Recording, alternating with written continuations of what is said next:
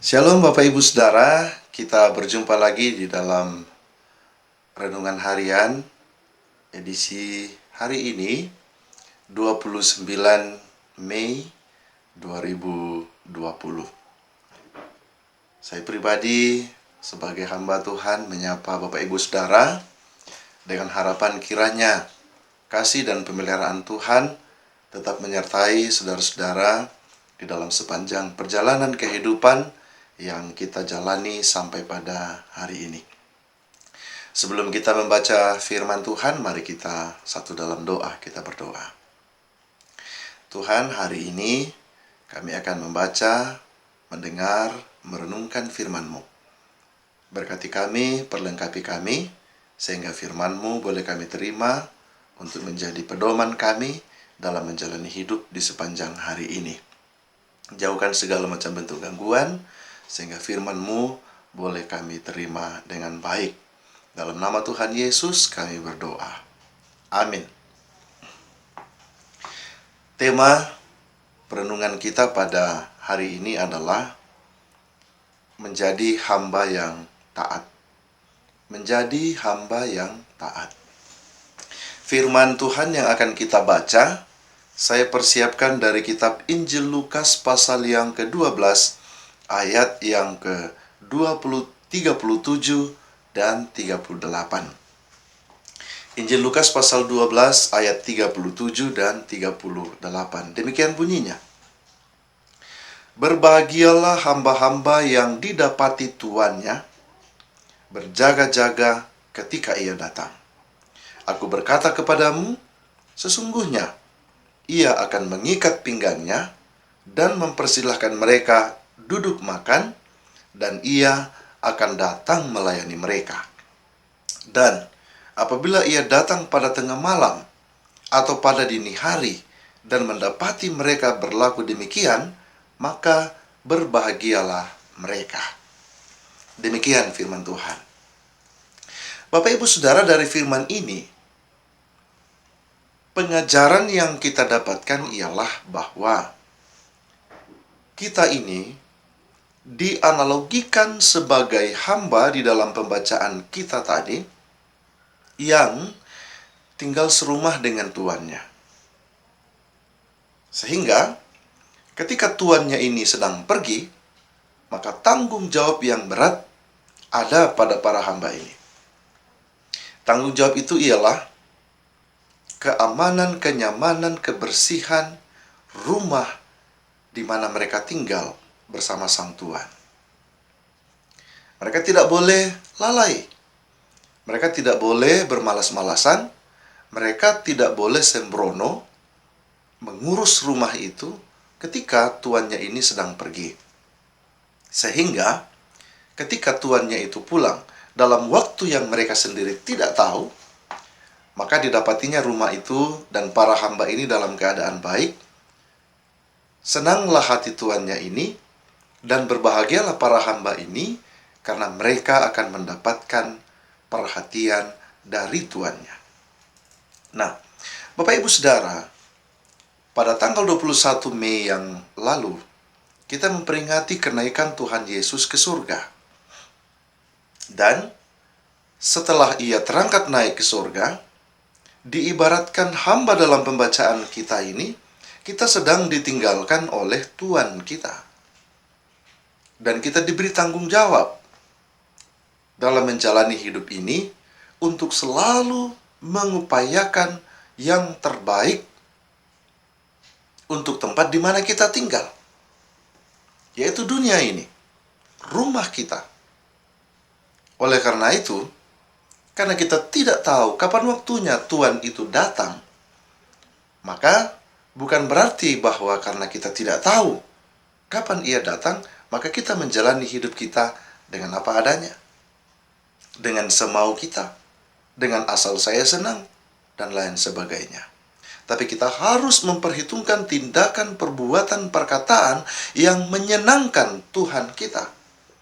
Sehingga ketika ia datang, ia akan merasa senang melihat cara hidup kita dan mendapati kita dalam keadaan seperti yang dikehendakinya.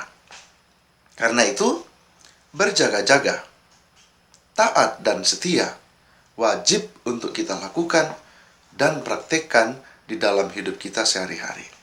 Karena tentu, saudara-saudara dan saya ingin berbahagia seperti dalam pembacaan kita pada ayat yang ke-38 bagian akhir. Nah, untuk mendapatkan kebahagiaan itu dalam hidup ini, sekalipun Tuhan telah naik ke surga, kita peringati pada tanggal 21 Mei yang lalu, tapi bukan berarti kita ditinggalkannya begitu saja. Pada tanggal 31 Mei, kita akan memperingati hari Pentakosta. Hari di mana Roh Kudus dicurahkan, yang akan memimpin menuntun perjalanan kehidupan orang setia dan yang percaya kepada Tuhan. Roh Kudus bersama kita. Roh Kudus menyertai kita. Dan Roh Kudus itu adalah Allah sendiri. Yang kita lakukan pada tanggal 31 Mei mendatang adalah memperingati peristiwa itu. Tapi Roh Kudusnya sendiri telah bersama-sama dengan kita. Oleh karena itu, mari kita wujud nyatakan dalam hidup ini kehidupan sebagai hamba yang taat. Mengapa? Karena ada Roh Kudus yang menyertai dan memelihara kehidupan kita. Pada tanggal 31 Mei, kita akan membahasnya dalam perenungan firman Tuhan ketika kita memperingati hari Pentakosta ini. Karena itu Bapak Ibu Saudara, di dalam hidup di tengah-tengah dunia ini, tanggung jawab kita adalah membuat hidup ini lebih baik. Tantangan dan cobaan silih berganti, tetapi itu bukan berarti untuk membuat kita lalai lengah, apalagi mengalah akan situasi dan kondisi kehidupan yang kita alami. Bapak Ibu Saudara, di dalam perenungan yang saya bawakan, mewakili Badan Pekerja Majelis Sinode Gereja Toraja Mamasa sebagai pengurus PAR GTM pada hari Minggu dan hari Rabu yang lalu. Ketika itu saya membicarakan tentang mempersiapkan diri kita untuk memasuki fase baru, tahap baru dalam pandemi ini. Pemerintah kita mengisukan new normal. New normal atau tatanan hidup yang baru. Di sini, ketaatan kita sebagai hamba semakin dituntut. Dan ketika kita lengah, resiko akan kita langsung tanggung di dalam hidup kita. Tatanan baru ini, new normal ini, saya sendiri bahasakan bahwa kebebasan diberi kepada kita untuk menentukan mau jadi apa kita dan mau bagaimana kita. Pemerintah pada bagian-bagian awal akan mendampingi, mengerahkan petugas dan lain sebagainya untuk mengawal awal praktek new normal ini. Tetapi intinya adalah saudara-saudara dan saya, kita semua. Ketika kita menjadi hamba yang taat dan setia, saya percaya praktek new normal tidak akan menjadi beban bagi kita. Justru semakin akan membuat kita menyadari bahwa kita dituntut secara pribadi untuk mawas diri dan berjaga-jaga akan hidup kita, akan diri kita sendiri, yang tanpa kita sadari, ketika kita menjaga diri, kita ikut menjaga orang-orang di sekeliling kita, seisi rumah kita, dan lain sebagainya. Karena itu Bapak Ibu Saudara, kesadaran mesti kita miliki. Hati yang taat, iman yang setia, dan menjadi hamba Allah harus kita praktekkan di dalam hidup kita sehari-hari. Mari kita berdoa. Tuhan, terima kasih untuk hari ini. Kasih setiamu, penyertaanmu, pemeliharaanmu tetap kami alami di sepanjang kehidupan kami. Kami berdoa untuk kehidupan kami di sepanjang hari ini. Tuhan berkati kami, pimpin tuntun langkah kami, mampukan kami untuk terus menjadi hamba yang taat dan setia, sehingga segala yang terbaik selalu kami terima, kami alami, kami rasakan di sepanjang hidup kami. Tuhan, kami berdoa untuk pemerintah kami.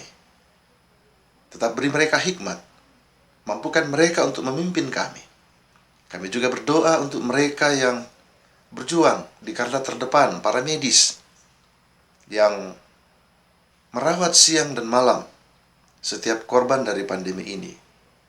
Jaga mereka, kuatkan mereka, beri kesehatan. Dan juga tim gugus pemutusan mata rantai penyebaran COVID-19. Pakai mereka sebagai alatmu. Juga para relawan, agar mereka boleh memberikan yang terbaik untuk menjaga kami semua sebagai warga masyarakat. Tuhan, hidup kami di sepanjang hari ini, kami serahkan kepadamu. Kami percaya Tuhan beserta kami, sehingga kami dimampukan untuk melakukan yang terbaik di dalam sepanjang perjalanan kehidupan kami hari ini. Dan atas segala bentuk campur tangan-Mu itu Bapa, syukur dan terima kasih senantiasa kami persembahkan. Ini doa kami, ini pengharapan kami. Dalam nama Tuhan Yesus, kami berdoa. Amin.